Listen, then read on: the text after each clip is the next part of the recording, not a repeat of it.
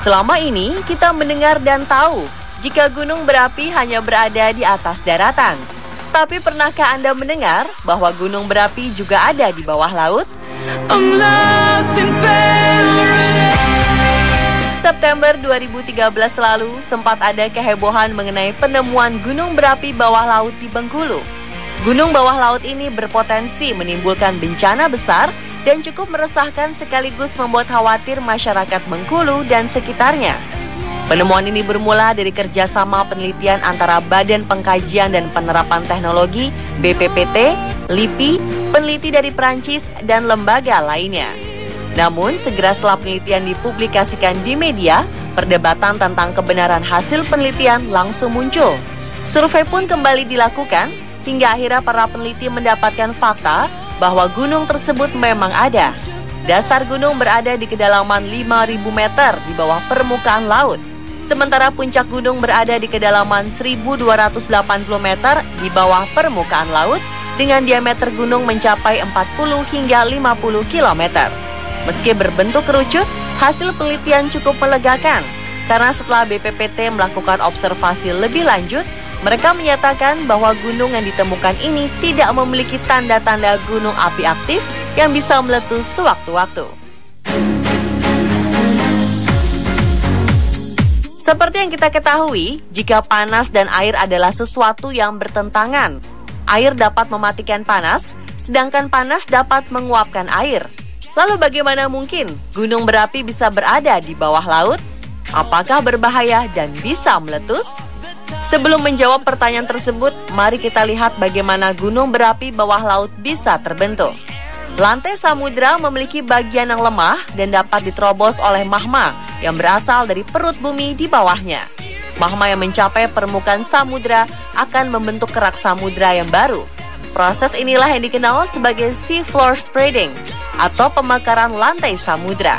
Pemekaran lantai samudra ini menyebabkan keluarnya magma cair yang bersifat basah ke permukaan dasar samudra dalam bentuk lava pijar. Dengan terakumulasinya endapan lava yang secara terus-menerus, maka permukaan dasar samudra menjadi lebih tinggi ke arah permukaan laut. Disinilah awal proses terbentuknya gunung api di bawah laut. Karena lava yang dikeluarkan umumnya bersifat cair atau tidak kental, maka tipe letusannya akan bersifat erupsif alias tidak eksplosif. Sebagai contoh, seperti gunung api yang ada di Hawaii, yaitu Gunung Mauna Loa yang memiliki tinggi 4.170 meter dan Gunung Kilauea setinggi 1.250 meter. Kedua gunung ini dulunya merupakan gunung api bawah laut, yang sekarang ketinggiannya telah mencapai di atas permukaan laut. Tipe letusan kedua gunung api tersebut adalah tipe erupsif dengan sedikit semburan lava pijar yang mengalir di sekelilingnya.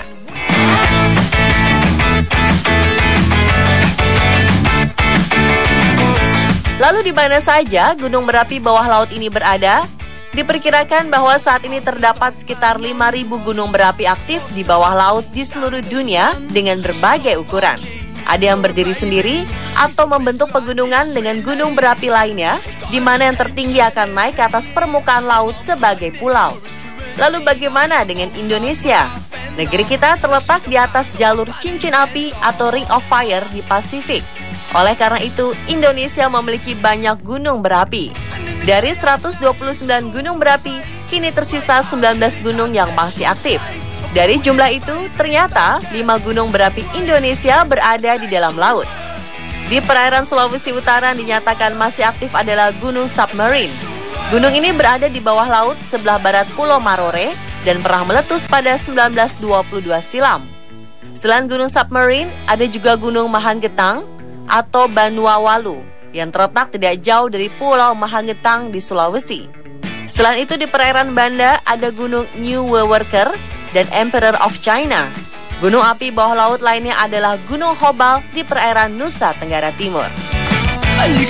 Dari beberapa penelitian dan survei kelautan, sebagian besar gunung api yang telah terdeteksi berada di kedalaman puluhan hingga ribuan kilometer, sehingga hanya dapat diselami dengan bantuan alat berteknologi khusus. Indonesia dianugerahi gunung berapi bawah laut Banuawuhu, gunung yang terletak di dekat Pulau Mahangetang, Provinsi Sulawesi Utara ini, berada di kedalaman sekitar 5 meter. Karena lokasinya cukup dangkal, para peneliti sering menyelam untuk mengetahui keadaan gunung berapi ini.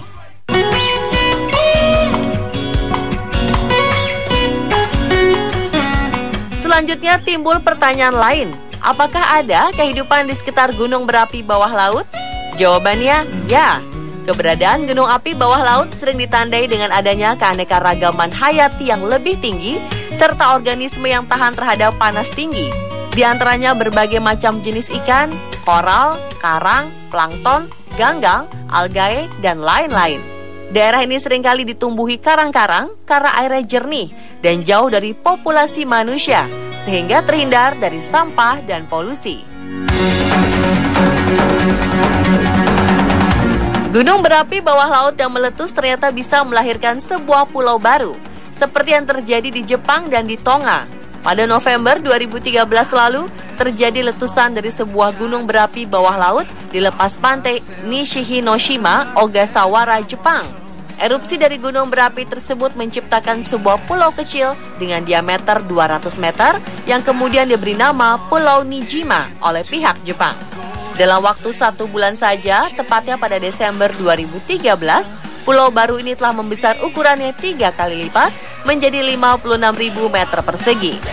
Selain di Jepang, akhir Desember 2014 lalu, letusan gunung berapi bawah laut di perairan Tonga di Lautan Pasifik bagian selatan juga membentuk sebuah pulau baru dengan panjang mencapai 500 meter. Pulau yang muncul dari permukaan laut ini terletak sekitar 45 km dari ibu kota Tonga, Nuku'alofa.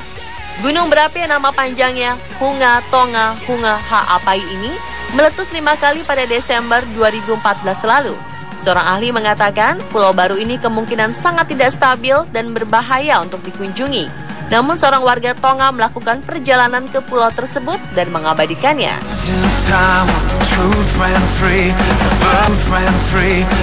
Dan pemirsa, itulah beberapa penjelasan mengenai gunung berapi yang berada di bawah laut. Semoga menambah wawasan Anda ya. There's never ending story.